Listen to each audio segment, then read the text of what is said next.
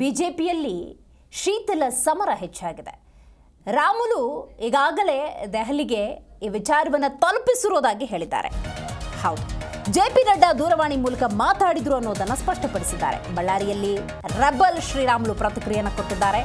JP Nadda ದೂರವಾಣಿ ಮೂಲಕ ಮಾತಾಡಿದ್ರು, ಏನಾಗಿದೆ ಅನ್ನೋದನ್ನು ಅವರಿಗೆ ವಿವರಿಸಿದ್ದೇನೆ. ಕೋರ್ ಕಮಿಟಿಯಲ್ಲಿ ಏನಾಯಿತು ಅನ್ನೋದನ್ನ ನಾನು ಅವರಿಗೆ ತಿಳಿಸಿದ್ದೇನೆ. ರಾಧಾ ಮೋಹನ್ ಅಗರ್ವಾಲ್ ಬಗ್ಗೆಯೂ ಕೂಡ ಹೇಳಿದ್ದೇನೆ ಅಂತ ಬಳ್ಳಾರಿಯಲ್ಲಿ ಮಾಜಿ ಸಚಿವ ಶ್ರೀರಾಮುಲು ಹೇಳಿಕೆಯನ್ನು ಕೊಟ್ಟಿದ್ದಾರೆ. ಹೌದು, ನಿನ್ನ ಪರ ನಾನಿದ್ದೇನೆ ಅನ್ನುವಂತಹ ಭರವಸೆಯನ್ನ ಕೊಟ್ಟಿದ್ದಾರೆ.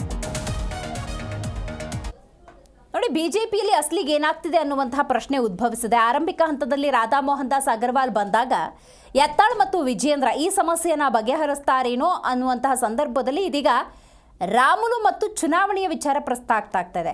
ಇದೆಷ್ಟರ ಮಟ್ಟಿಗೆ ಅಂದರೆ ರಾಮುಲು ವರ್ಸಸ್ ಜನಾರ್ದನ್ ರೆಡ್ಡಿ ಅನ್ನುವ ಮಟ್ಟಕ್ಕೆ ಹೋಗಿದೆ.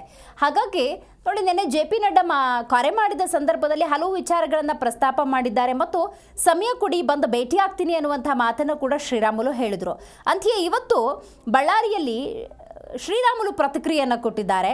ಜೆಪಿ ನಡ್ಡಾ ದೂರವಾಣಿ ಮೂಲಕ ಮಾತಾಡಿದ್ದಾರೆ. ಏನಾಗಿದೆ ಅನ್ನೋದನ್ನು ನಾನವರಿಗೆ ತಿಳಿಸಿದ್ದೇನೆ. ಕೋರ್ ಕಮಿಟಿಲಿ ಏನು ವಿಚಾರ ಚರ್ಚೆ ಆಯಿತು ಅದನ್ನೂ ತಿಳಿಸಿದ್ದೇನೆ. ರಾಧಾ ಮೋಹನ್ ಅಗರ್ವಾಲ್ ಅವರು ಏನು ಮಾತಾಡಿದ್ರು ಅದನ್ನೂ ನಾನು ತಿಳಿಸಿದ್ದೇನೆ. ನಿನ್ನ ಪರ ನಾನಿದ್ದೇನೆ ಅನ್ನುವಂಥ ಭರವಸೆಯನ್ನು ಜೆಪಿ ನಡ್ಡಾ ಕೊಟ್ಟಿದ್ದಾರೆ ಅಂತ ರಾಮುಲು ತಿಳಿಸಿದ್ದಾರೆ. ಯಾಕಂದರೆ ಬಿಜೆಪಿಯಲ್ಲಿ ಸದ್ಯಕ್ಕೆ ಏನಾಗ್ತಿದೆ ಅನ್ನುವಂಥ ಪ್ರಶ್ನೆ. ಯಾಕಂದರೆ ಒಂದು ಕಡೆ ವಿಜಯೇಂದ್ರ ಈಗ ಡೆಲ್ಲಿ ಕೂಡ ಹಾರಿದ್ದಾರೆ. ಆರಂಭದಲ್ಲಿ ರಾಧಾ ಮೋಹನ್ ದಾಸ್ ಅಗರ್ವಾಲ್ ಬಂದ ಸಂದರ್ಭದಲ್ಲಿ ಈ ಯತ್ನಾಳ್ ಮತ್ತು ರಮೇಶ್ ಜಾರಕಿಹೊಳಿ, ವಿಜಯೇಂದ್ರ ಈ ಸಮಸ್ಯೆಗೆ ಒಂದು ಸೂಕ್ತ ಪರಿಹಾರವನ್ನು ಕಂಡುಕೊಳ್ತಾರೆ ಅನ್ನೋದರ ನಡುವೆ ವಿಷಯನೇ ಡೈವರ್ಟ್ ಆಗಿ ಹೋಯಿತು.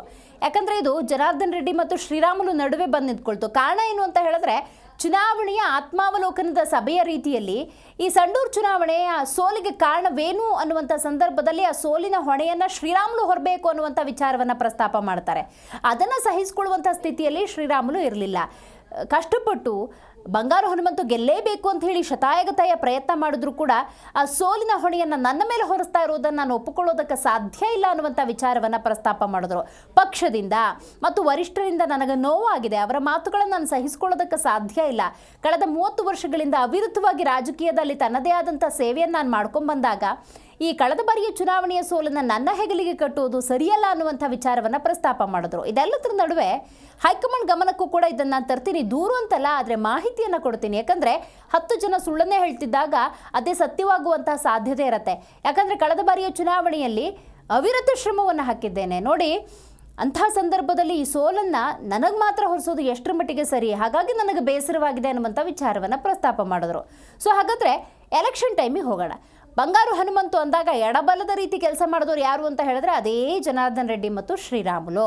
ಆದರೆ ಸೋಲಾಯಿತು, ಯಾವುದೇ ರೀತಿಯ ಗೆಲುವನ್ನು ಸಿಕ್ಕಲಿಲ್ಲ. ಸೋಲು ಅಂತ ಸಂದರ್ಭದಲ್ಲಿ ಎಡಬಲದ ರೀತಿ ನಿಂತ್ಕೊಂಡಂಥ ಅದೇ ಜನಾರ್ದನ್ ರೆಡ್ಡಿ ಶ್ರೀರಾಮುಲು ಇಬ್ಬರ ಮೇಲೂ ಹೊರಿಸಬೇಕಾಗಿತ್ತು. ಆದರೆ ಇಲ್ಲಿ ಶ್ರೀರಾಮುಲು ಮಾತ್ರ ಹೊಣೆಗಾರರು ಅಂತ ಹೇಳಲಾಗ್ತಾ ಇದೆ. ಹಾಗಾಗಿ ಇದನ್ನು ಸಹಿಸಿಕೊಳ್ಳುವಂಥ ಸ್ಥಿತಿಯಲ್ಲಿಲ್ಲ. ಶ್ರೀರಾಮುಲು ಆಪ್ತರು ಶಿವಾನಂದ್ ಅವರು ನಮ್ಮ ಜೀ ಕನ್ನಡ ನ್ಯೂಸ್ ಜೊತೆ ನೆನ್ನೆ ಮಾತಾಡುವ ಸಂದರ್ಭದಲ್ಲೂ ಕೂಡ ಕೋಪದಲ್ಲಿ ರಾಜೀನಾಮೆ ಅನ್ನುವಂಥ ವಿಚಾರವನ್ನು ಪ್ರಸ್ತಾಪ ಮಾಡಿದ್ದಾರೆ. ಪಕ್ಷ ಬಿಟ್ಟು ಶ್ರೀರಾಮುಲು ಏನು ಹೋಗೋದಿಲ್ಲ, ಆದರೆ ಅವರು ಬಹಳ ನೋವಿನಲ್ಲಿದ್ದಾರೆ. ಹೈಕಮಾಂಡ್ ಗಮನಕ್ಕೂ ಈ ವಿಚಾರವನ್ನು ತರ್ತಾರೆ. ಹೈಕಮಾಂಡ್ ಶ್ರೀರಾಮುಲು ಪರವಾಗಿದೆ ಅನ್ನುವಂಥ ವಿಶ್ವಾಸವನ್ನು ವ್ಯಕ್ತಪಡಿಸಿದ್ದಾರೆ. ರೈಟ್, ಇದೆಲ್ಲ ಕೋರ್ ಕಮಿಟಿ ಸಭೆಯಲ್ಲಿ ಚರ್ಚೆ ಆಗ್ತಿದ್ದಾಗ ಬಿಜೆಪಿಯ ರಾಜ್ಯಾಧ್ಯಕ್ಷರು ಅಂತ ಒಬ್ಬರು ಇರ್ತಾರಲ್ಲ, ಅವರು ಕುಹಕವಾಡ್ತಿದ್ರು.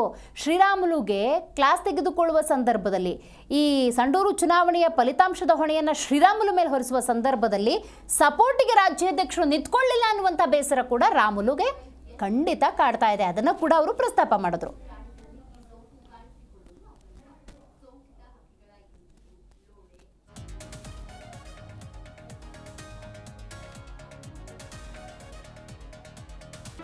ಜೀ ಕನ್ನಡ ನ್ಯೂಸ್ ಈಗ ನಿಮ್ಮ ಮನೆಯಲ್ಲೇ ನೋಡಿ.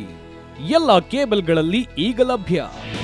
ನಿಮ್ಮ ನೆಚ್ಚಿನ ಜೀ ಕನ್ನಡ ನ್ಯೂಸ್ ಈಗ ಸನ್ ಡೈರೆಕ್ಟ್ ನಲ್ಲಿ number 292, Tata play number 1664, Jio TV number 1334, NXT digital number 30, in cable number 30, city networks 51, U digital number 162, GTPL number 17, Rockline telecommunications number 42, Shri Basaveshwara cable number 168, rural cable network 60, Vinayaka digital 57, Abhishek cable 821, city channel 53, Siddeshwara cable network 57, V4 digital Infotech 628, Surya digital networks 53, Gajanan digital number 836, Malnad Infotech private limited number